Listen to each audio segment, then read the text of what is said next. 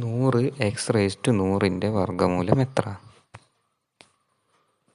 ഇത് കാണാൻ വേണ്ടി നമ്മൾ എന്താ ചെയ്യേണ്ടത് നോക്കാം. നമ്മൾ ക്വസ്റ്റ്യൻ എഴുതി 100x100. നമുക്കറിയാം 100ൻ്റെ വർഗ്ഗമൂലം നമുക്ക് എല്ലാവർക്കും അറിയാം. എന്താണ്? 100ൻ്റെ സ്ക്വയർ റൂട്ട് 10 ആണ്. അപ്പോൾ നമ്മൾ ആദ്യം 100ൻ്റെ സ്ക്വയർ റൂട്ട് 10 എഴുതുക. എന്നിട്ട് എക്സ് അതേപോലെ ഇറക്കി എഴുതുക. ഇനി പവറിൽ വരുന്ന 100ൻ്റെ പകുതി എടുത്ത് പവറിൽ എഴുതുക. അപ്പോൾ 100ൻ്റെ പകുതി 50. അപ്പോൾ നമ്മളെ ആൻസർ 10x50. ഇനി 36p36ൻ്റെ വർഗ്ഗമൂലം എങ്ങനെ കാണാം നോക്കാം.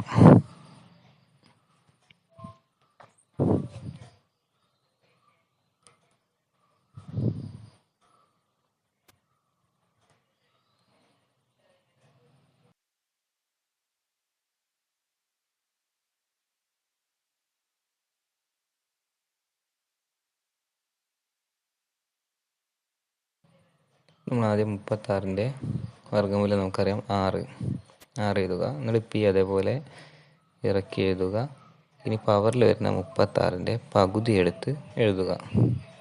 36ൻ്റെ പകുതി 18. അപ്പോൾ നമ്മളെ ആൻസർ 6p18.